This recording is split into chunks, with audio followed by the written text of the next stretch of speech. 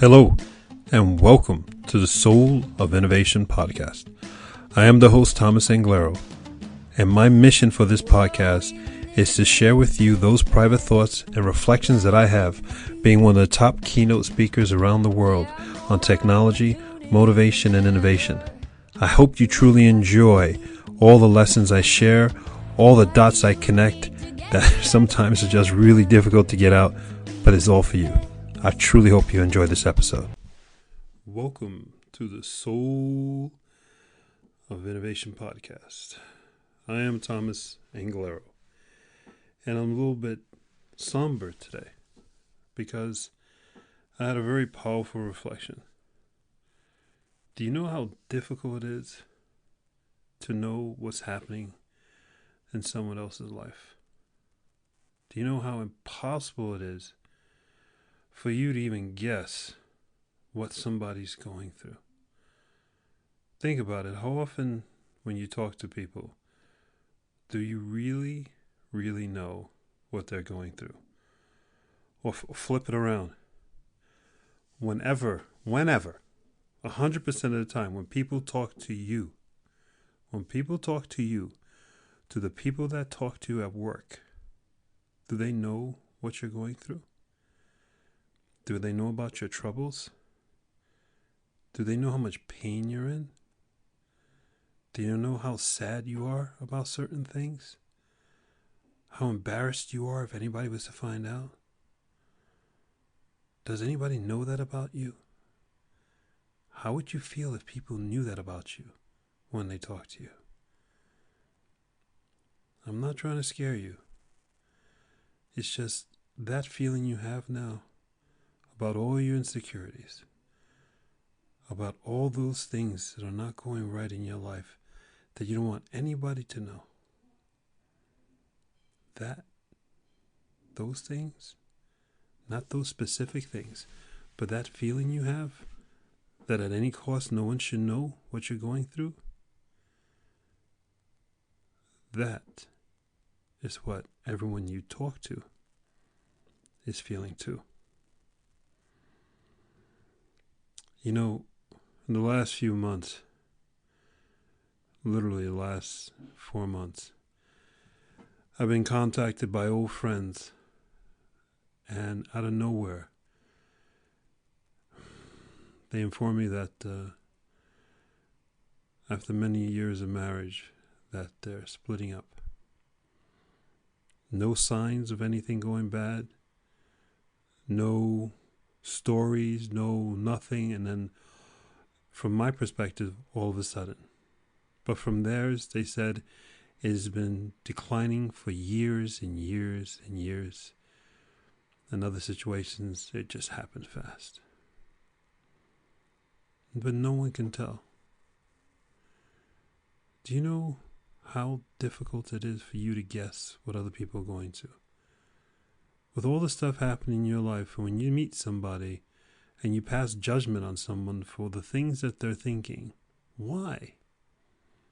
Why are you passing judgment on someone who's just as complicated as you, going through just as many problems as you have, having just as many anxieties, nervousness, sorrow, sadness, and also probably a lot of happiness too, we hope?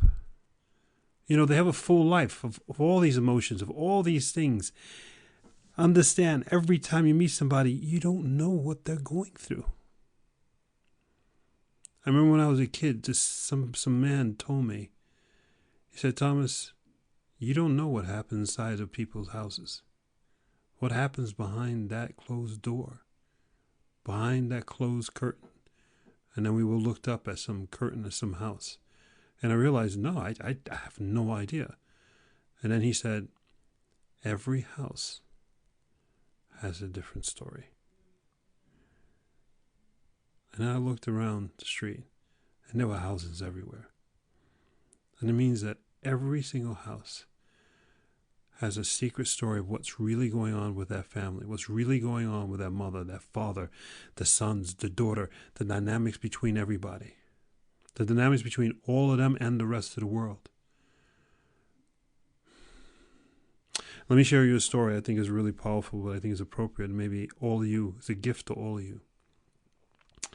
Carla Fiore, she was the CEO of Hewlett Packard back in the day, before the dot-com days.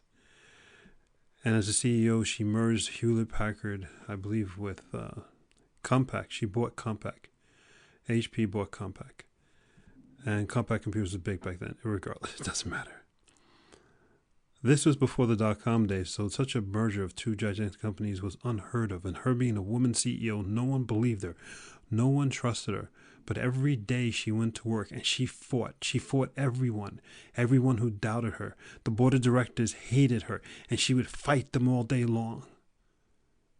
And in the evening, she would come home exhausted, mentally destroyed after being attacked. Not for 8 hours. When you're CEO of HP, Hewlett Packard, you don't have an 8-hour day. You have an 18-hour day. And those 18 hours, people are attacking you because you spent billions of dollars acquiring another company, and no one else had the vision that she had. Do you know what that is, to be attacked for 18 hours in a day and also accusing you of being an idiot because you're a woman, that just all this crap happens to you? She would come home, and she said she would literally walk towards her door. And as she walked towards her door, her husband would open the door and catch her. She would fall into the doorway, crying every single day because of what she'd been through. And she would cry all night long. He would lift her up at the door, take her in, tuck her in, and she would cry in his arms all night. Next morning, she'd get up at 6 a.m., get dressed, and do it all over again. Carla Fiore told this story 10 years later, 10 years after the merger, 10 years after she proved that it was the best thing HP could have ever done, was to buy Compaq. But no one knew her story. No one knew that this powerful woman, who actually ran to be president of the United States a few years ago, the cost of what she was going through, her secret of her pain and her anxiety. What secrets do you have? What pain do you have? Look at the person next to you. Think of the person you have a meeting with tomorrow. They have the same thing. It's not on the same issue, but they're in just as much pain. We all have secrets. We all have stories, and they all come with pain. You don't know other people's stories. You don't know their pain. Be very considerate the next time you talk to someone, which probably means in the next few minutes from right now. Be considerate of their feelings. You don't know what they're going through. You don't know what phone call they just had, what conversation just had, what incident they just had, what they were driving, somebody gave them the finger, or something. We don't know. But if you were in their situation, or you're already in your own situation, what do you need to make you feel better? Someone to listen to you? Someone to understand you? Maybe a smile of a stranger? Very powerful. Someone to hug you. The ultimate solution for everyone. You know, I remember back when I was in college, it was on my last days of university. This guy had a huge sign on his chest saying, "Free hugs." I thought he was a nut. And he was going to people, "I'll give you a free hug. I'll give you a free hug." And I was trying to walk by him. And he gave me this huge smile. And he says, "You want a free hug?" That man gave awesome hugs. When's the last time you gave somebody a free hug? Costs nothing. Worth everything. Think about the people you talk to, the people you interact with. What are they going through? What's their story? Make it about your story, not the details, the heaviness, the weight. And then be a little bit patient for the person in front of you or the person on the other end of the phone. They're going through a lot too. To all of you out there who are going through a lot, I have a big sign on my chest right now, and it says free hugs. To all of you, I give you a huge hug. You're not alone. And I hope my words make you reflect and change what you say, what you feel from now on when you talk to someone. You're not alone. The person you're talking to is not alone. You can't guess what they're going through, but they're going through a lot. Go forth. Spread beauty and light. And be compassionate. Have empathy for those people you talk to. For those people that see you. For those people who go through so much pain.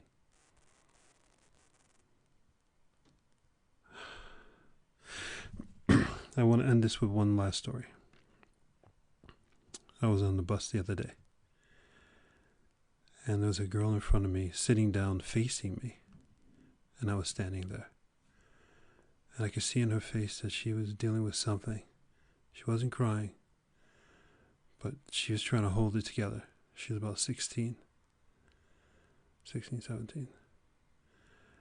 And her mobile phone rang as she sat in the bus, and she jumped.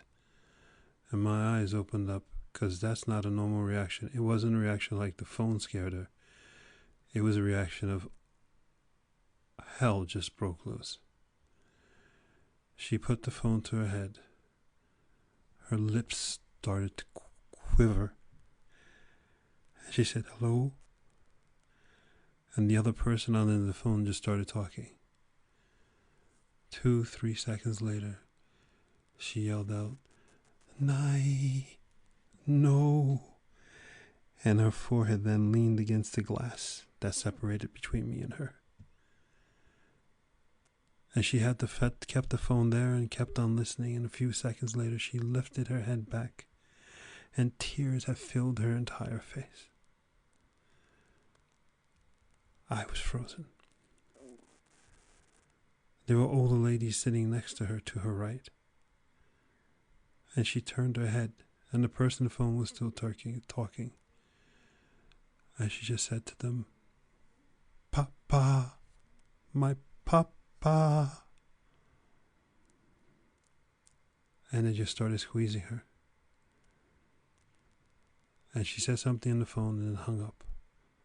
As she absolutely broke down, shaking to her core.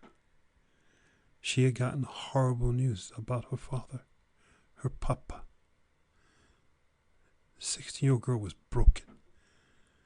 She had nothing left. She got on that bus barely holding on. And that one phone call with all that horrible news. Jeez. Nothing. You don't know what other people are going through who are sitting on a bus, who are in front of you.